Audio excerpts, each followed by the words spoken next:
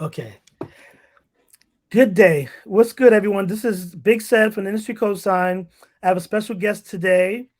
You may or may not know him, and if you don't, you will by the end of this interview. And he's going on tour soon, and I'm going to just let him introduce himself so that we can start off, and then just let him know exactly. Let us know exactly what's going on in his world. So, Mr. Marquis. How you doing, everybody? My name is Brad Marquis, singer, songwriter, indie artist. So we wear all kinds of hats nowadays. But yeah, that's pretty much it. R&B, soul singer. That's cool. Okay, so we're gonna I know you have a upcoming tour coming up. Actually, why don't we start off with talking about how you actually got into songwriting and becoming an artist, a recording artist, and then we'll take it from there. Oh wow. The backstory, in Yeah. other words. Well, I'm like a lot of soul singers, man. I came up in the church, and I've been singing. I was singing in the church when I was 4 years old, children's choir, and all of those things till I was about 12, and kind of got away from music in my teens. And I was heavy in sports, heavy in basketball, things of that nature. And when I got to college, I got involved in some talent shows, and they went extraordinarily well, and kind of baptized me into the music business.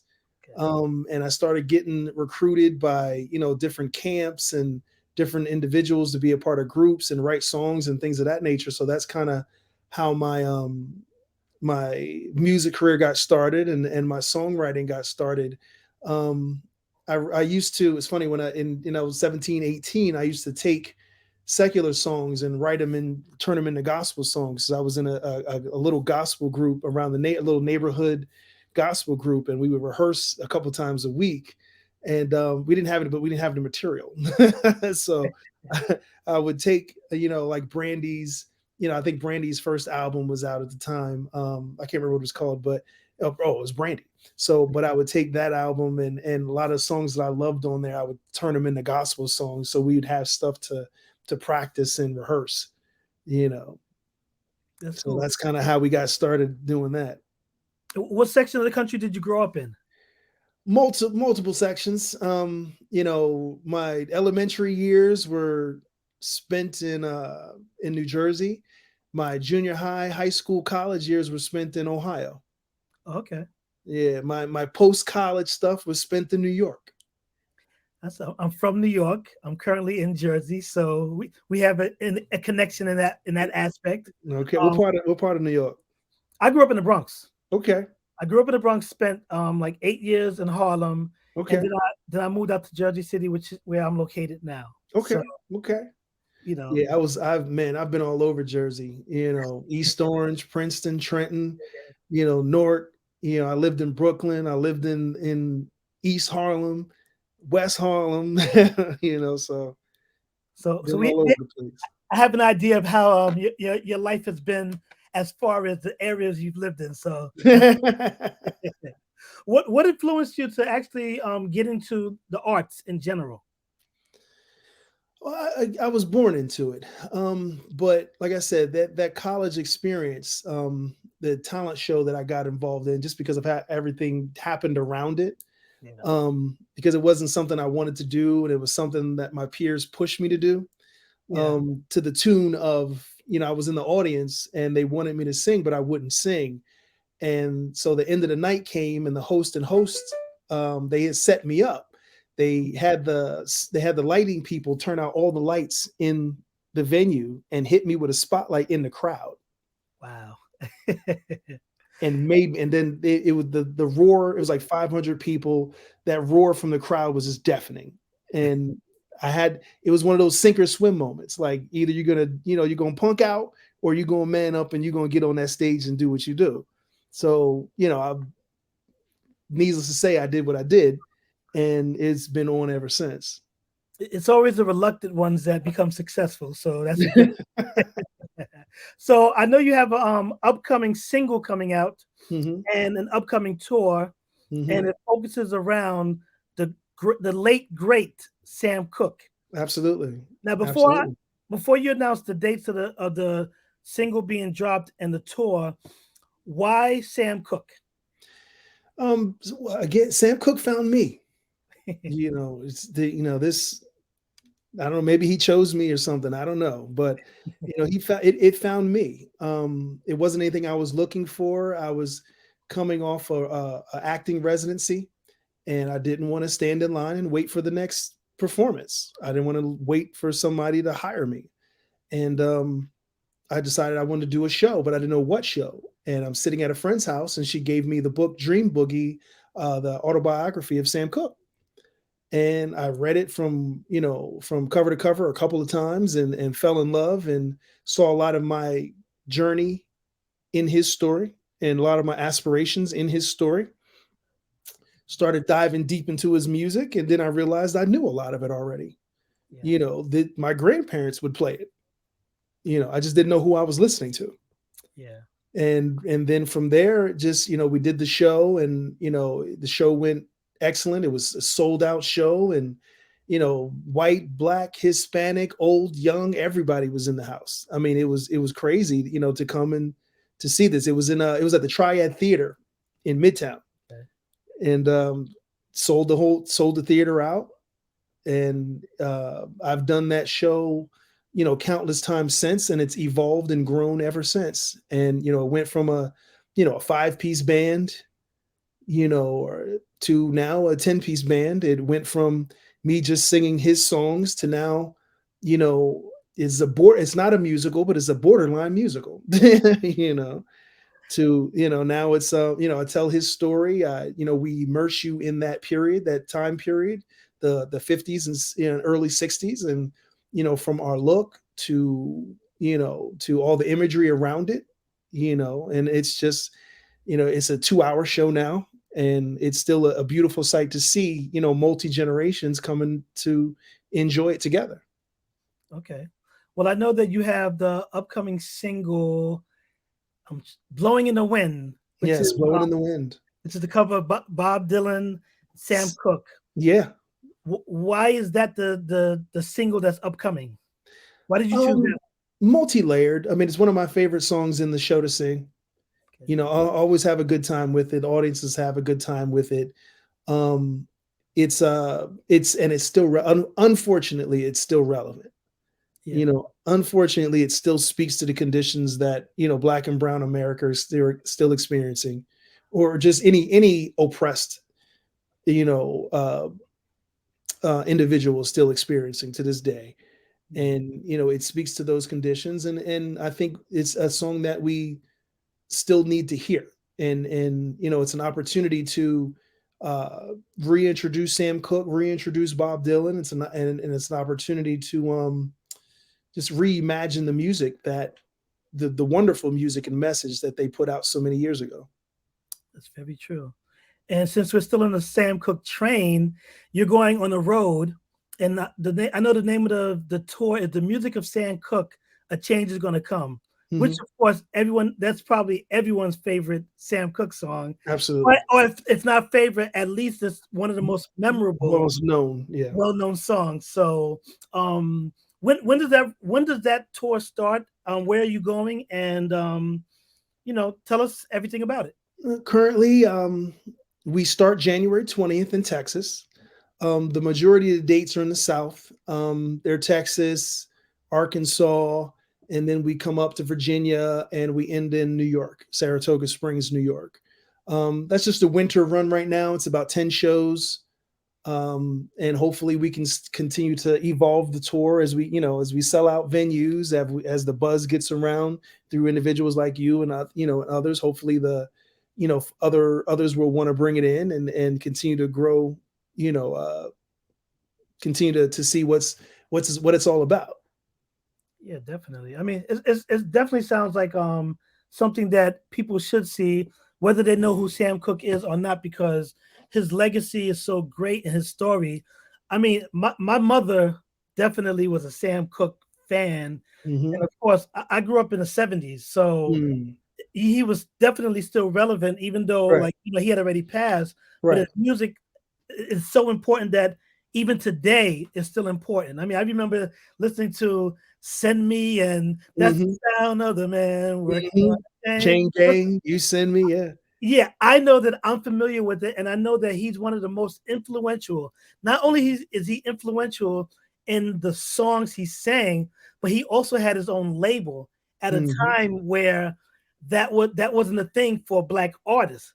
It was So a thing for any artist. yeah, that's true for any artist, and I definitely like when you know when you came across my desk, so to speak, and I'm like just interested and just even if it had nothing to do with you going on tour for Sam Cooke, the fact of the matter is Sam Cooke is still a very important figure in music, and I do believe that with you doing the tour and you performing is going to bring more heads that may not know who he is. Of course, the younger generation, because the That younger that generation, is that is the goal. And for those who don't know, Sam Cooke should be revered in the same way as Ray Charles and Aretha Franklin are revered.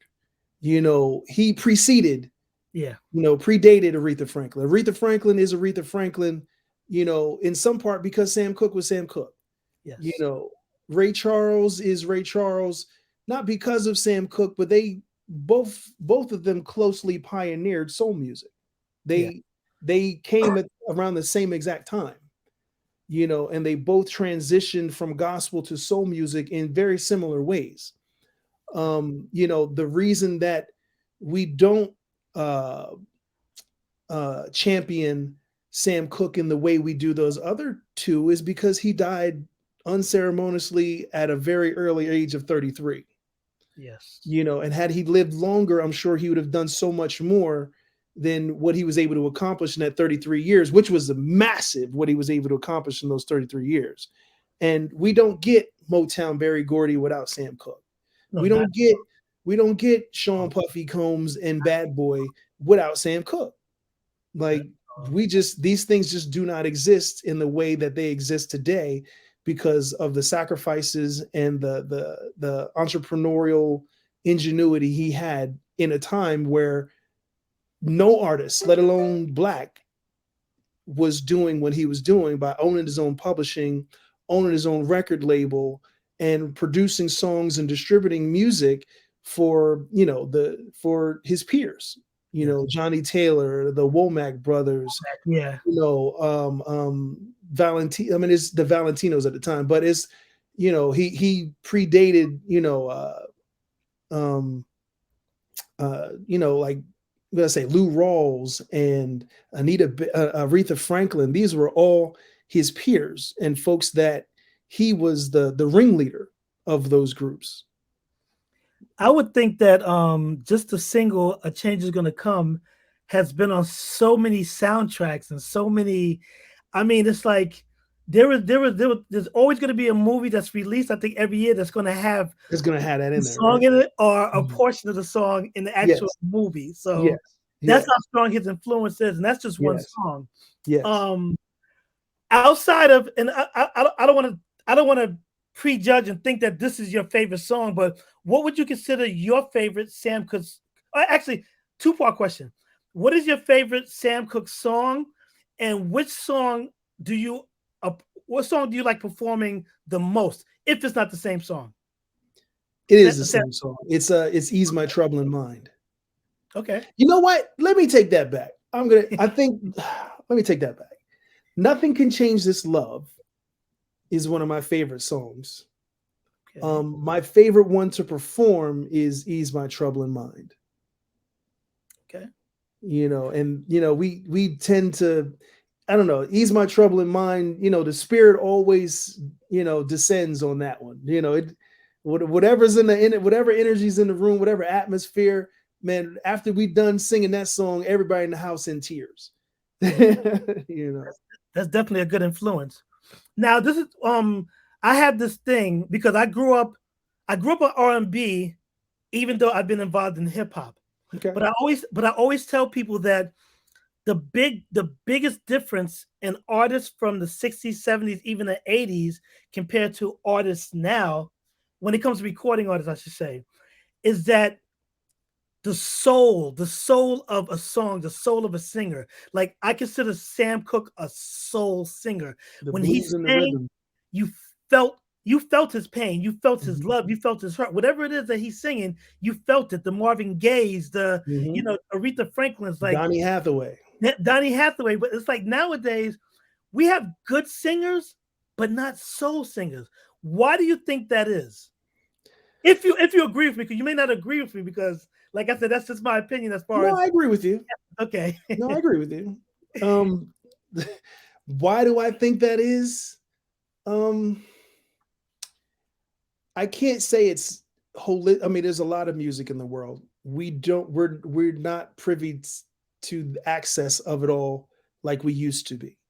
Yeah, You know, the platforms that we were accustomed to receiving our music from have pivoted, true. and they are putting out things that may not necessarily speak to that genre, that generation anymore. Yeah, You know, they're putting out things that speak to, the younger generation. And I'm not saying that to say the younger generation wouldn't appreciate it if they actually had their ears on it.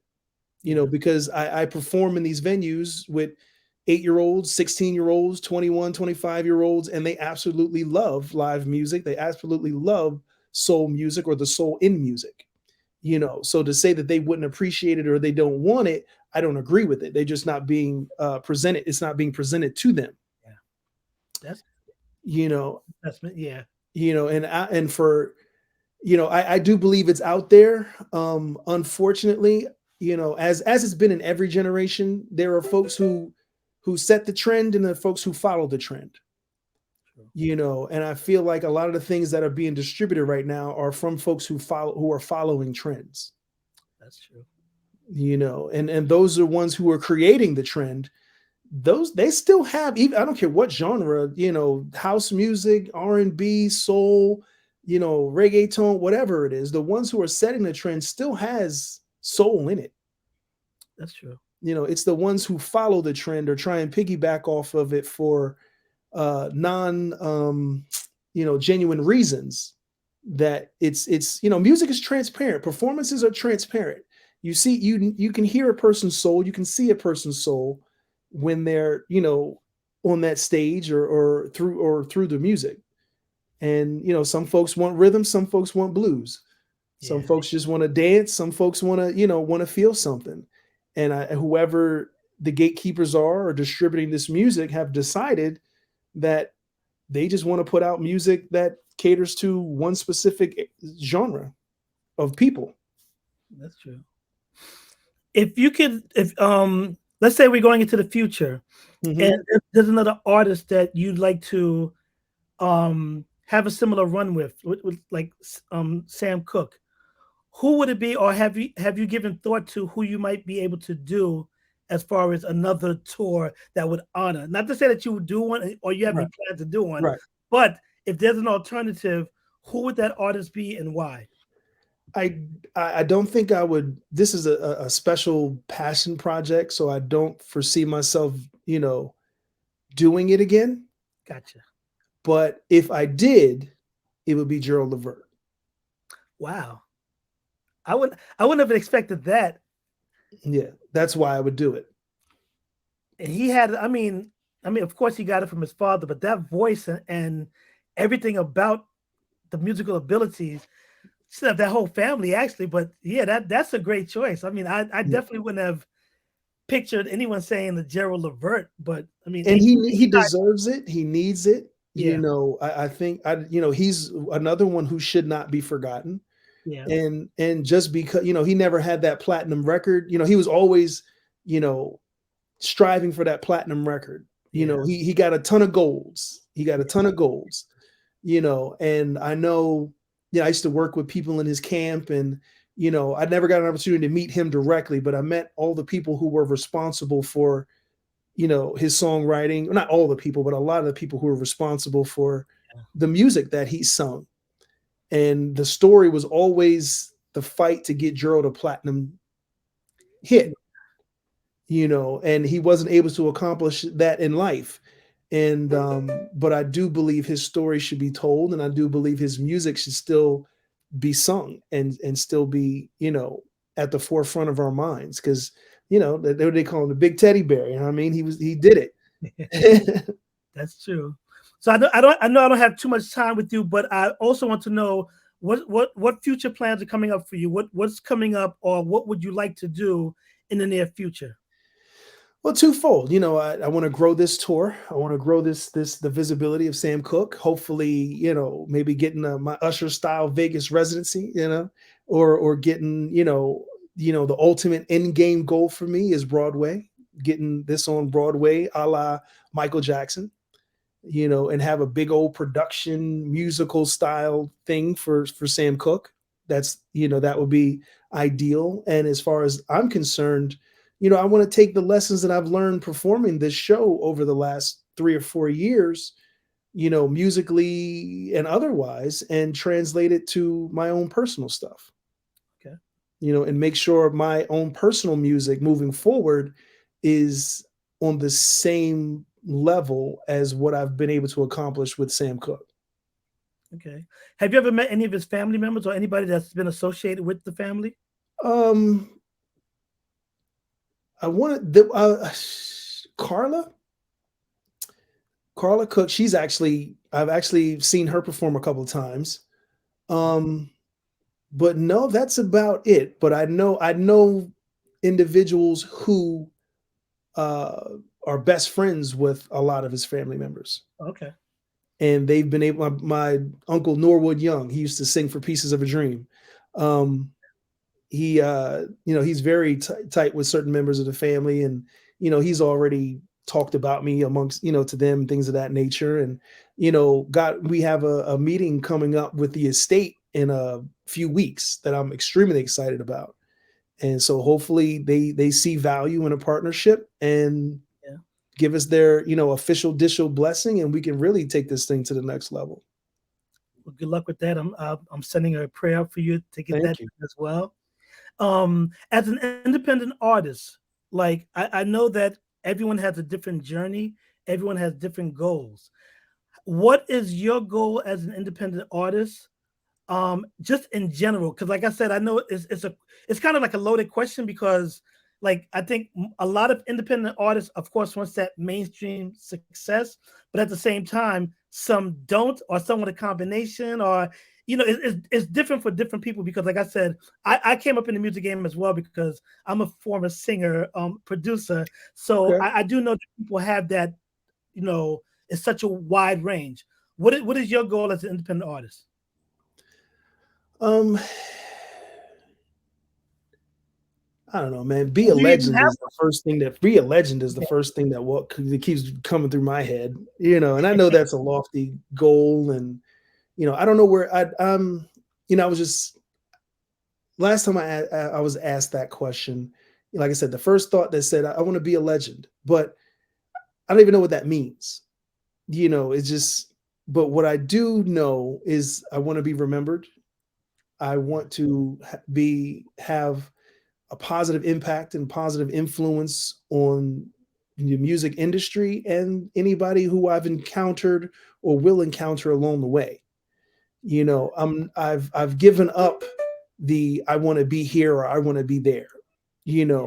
I've given that up, and I just enjoy what I do, and I enjoy being able to do it with people that I love. My band, my band are my friends. My band, we're family. We fellowship together.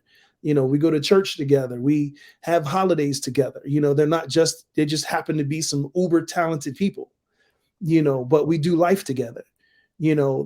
So I'm able to, I'm able to put money in their pocket. I'm able to provide opportunities. Um, open doors for individuals. So for me, I already feel like I'm already a success. I already feel like I've done way more than I ever thought I would ever do. And if I would never do another thing, I got stories to tell. But I'm not done. God said I'm not done, and I don't know where He's taking me, but I'm along for the ride, and I'm gonna do the work. Well, good luck with everything, and whatever I can do to help, please let me know. Um, is Thank there you. I any appreciate last things?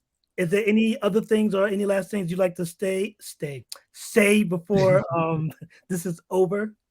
Man, just keep hope alive. No, keep music alive, man. Keep the soul alive, man. We gotta keep fighting because, and we gotta keep, reintroducing and introducing, soul music and that good R&B music, and we gotta keep putting out, those that music that will heal our culture and move our culture forward versus the things that they want us to listen to and they want us to gravitate to. And we have to do it for our kids, because I can't imagine what if only thing I introduced my son to was the music of today.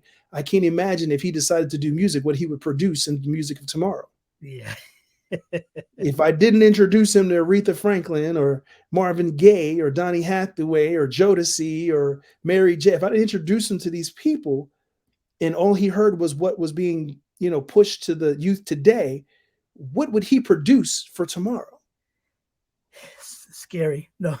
Very, very, very, because I don't believe a lot of music, mainstream music, is meant to uplift us. Not at all. And that's the scary part. And that's, we come from a different era. Even the 90s music had, we had different selections in the 90s. It wasn't just isolated to one style of hip hop or one style of R&B or one style of soul or whatever your genre of music was. It wasn't isolated to one thing, where you heard 15 of the same records, with the same messaging. You got to pick and choose. You had your Rashawn Pattersons, you had your Nas, you had your TLC and your Usher, but you also had your Erykah Badu, you had your Jill Scott. You could pick and choose. D'Angelo's, you could pick and choose what you wanted, and they were all good. And all good. All of them you felt gave you their heart and put the time in to creating whatever product they put out. Yes, I agree. Now, the one last thing, and I meant to put it under us as far as the writing, your socials. So if people want to get in contact with you or hear your music and things of that nature, where can they find you? Everything is Brad Marquis, BRADD MARQUIS. So looking the website, the social medias, of the music platforms, where iTunes, Tidal, wherever you listen to your music at, Spotify, Brad Marquis, and you can check it all out. Okay. Well, thank you once again. Definitely appreciate your time. Good luck with the tour. Good luck with any and everything related to what you want to do and what you'll be blessed with. And as I stated, I'll be around because I've been around. And if I can help, I definitely will help. And once again, thank you for giving your time and giving your energy and talent to the world. And good luck on the tour. All right, thank you, man. And now we cool now. Yeah, Big exactly. CED. Once again, this is the Big CED, the Industry Cosign. Thanks everyone for tuning in. Until next time, peace. Holla.